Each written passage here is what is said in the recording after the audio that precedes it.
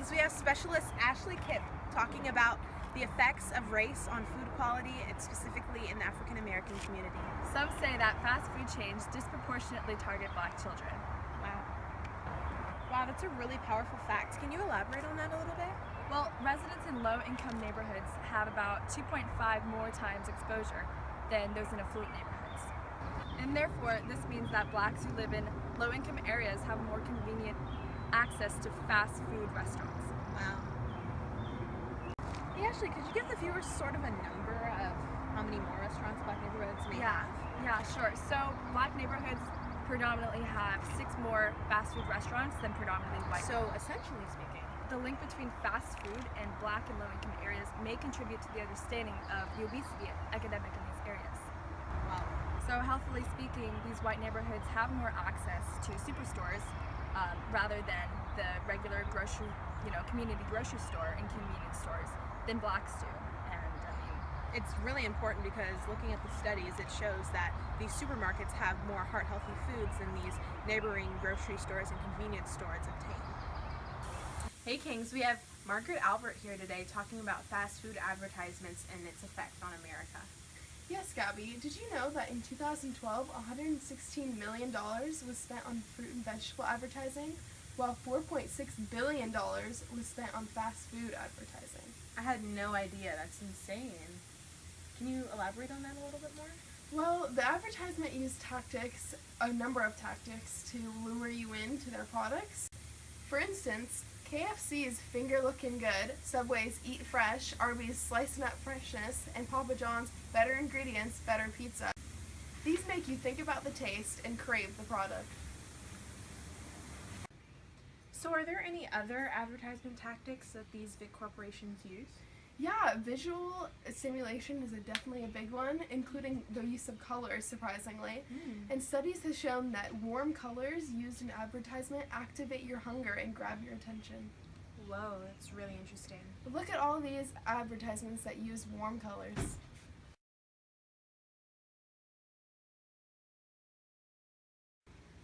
So Margaret, there's a lot of different research on convenience in fast food. Do you have any other info on that?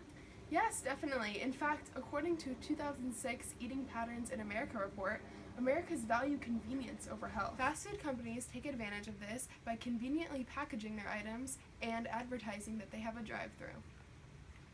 So Margaret, you've spoken a lot about how billboards are used as advertising tactics by fast food corporations. What about in commercials? Well, in commercials, companies use fit, athletic celebrities to endorse their products, so you connect positive benefits to their products. And for our final guest on this segment, we have our very own reporter Gabrielle discussing the connections between one's socioeconomic status in society to the likelihood of their obesity. Thank you so much, Gabby, for being here today. Thank you so much, Margaret. It's a pleasure to be here. So to begin, could you explain to the audience what a socioeconomic status is? Yes, of course. So in simple terms, a socioeconomic status is a sociological and economic sum of a person's individual or combined family income in comparison to others based on occupation, income, and education, along with their work experience. Yeah. Okay, that's great to know. Now, could you explain the link between someone's social status to their health and nutrition? Yes, of course. Well, to start, I would like to explain obesity to those in the audience, as it can be falsely defined. According to the Center for Disease Control, it says that a person who is 5'4" and weighs more than 174 pounds, and a person who is 5'9" and weighs more than 203 pounds, they are considered obese. And obesity is linked to many leading causes of death, such as cancers, strokes, type 2 diabetes, and heart disease. Although obesity has risen in all socioeconomic groups, it has affected some more than others. So, generally speaking, Yes, so generally speaking, those with lower income and or education are disproportionately likely to become obese. do you have any more statistics on this? Yes, I do. So nearly 33% of adults who did not graduate high school were obese, compared with 21.5% of those who graduated from college or technical college. In addition, more than 33% of adults who earn less than $15,000 a year are considered obese, compared with 24.6% of those who earned at least $50,000 per year. Well, these groups have considerably less healthy dietary habits, as their biggest priority is finding foods that are lower in price and what they're familiar with. they tend to consume foods with a higher energy density, whereas those in higher social status groups have a considerably higher consumption of vegetables and fruits. So, what is your call to action, Gabrielle? Well, Margaret, it's pretty simple. There has to be a price reduction in those healthy foods because currently a large majority of Americans cannot afford them.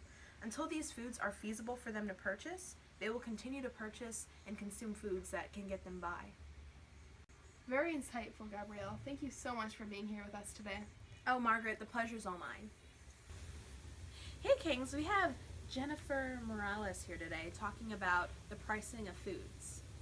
Hi, Jennifer. Hello. So, why does pricing of foods affect people? Well, pricing of foods affect people because people tend to buy fast food more because it's cheaper. You can get a lot of food for a low price, and for that low amount of price, you can get like a couple things at a supermarket.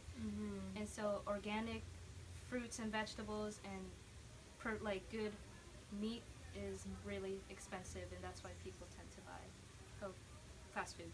Right, of course. So, Jennifer, what are some deals that fast food corporations make that make people choose them over, say, a healthier option? Yeah, some deals are, for example, Wendy's is the 4 for $4, where you can get a junior bacon cheeseburger or a crispy chicken and fries and a drink for just $4. And then there's Burger King 5 for $4, which is similar, and then McDonald's McPick for $2, which is for $5. And then for Jack in the Box is the late night munchies for $6 that has a burger, 2 tacos, fries, and a drink. And all that, you can get like a good dinner or lunch for it, and that's why people tend to get that more than making their own food. Oh, that's really interesting. Well, do you see fast food prices ever going up? Yes. Since there's a lot of workers who are fighting for the $15 an hour wages, if that does happen, then the prices of all the foods in the restaurant, like McDonald's, they will all go $1 up, or possibly even more for the food. So, is fast food more expensive or less expensive than, say, healthier foods?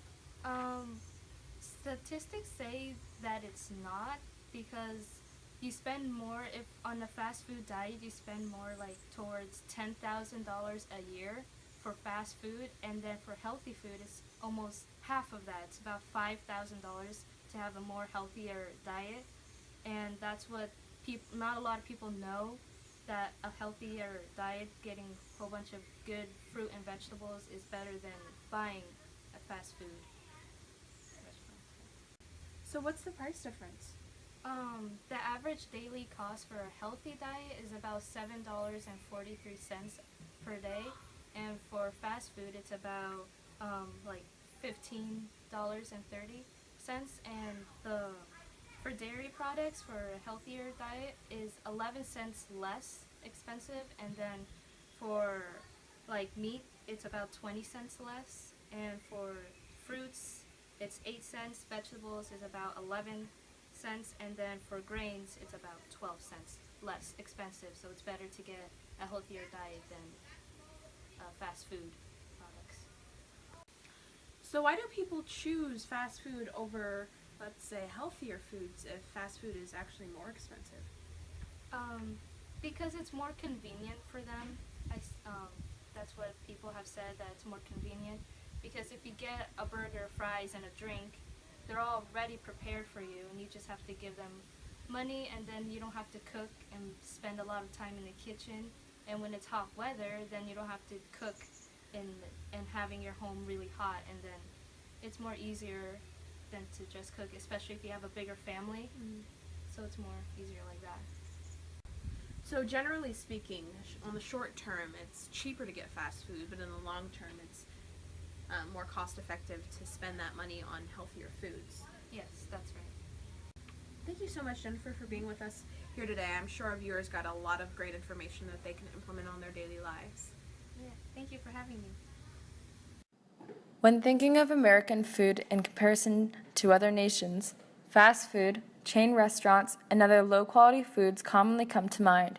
Because these brands are so prevalent in America, Americans tend to identify and maintain brand loyalty to these American brands.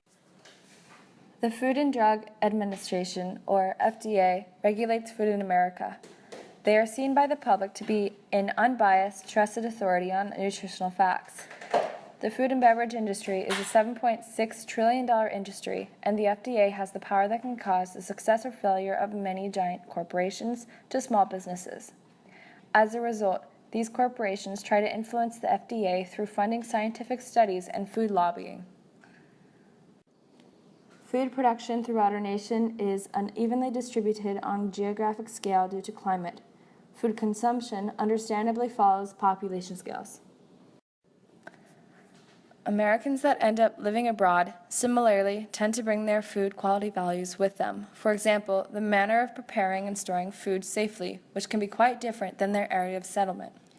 As American food corporations expand and enter into global markets, they adapt and comply with whatever the local regulations and cultural norms for the foreign markets are. As would be expected, ethnic foods tend to proliferate in areas where those ethnicities migrate to. The values that those ethnicities have on food quality follow.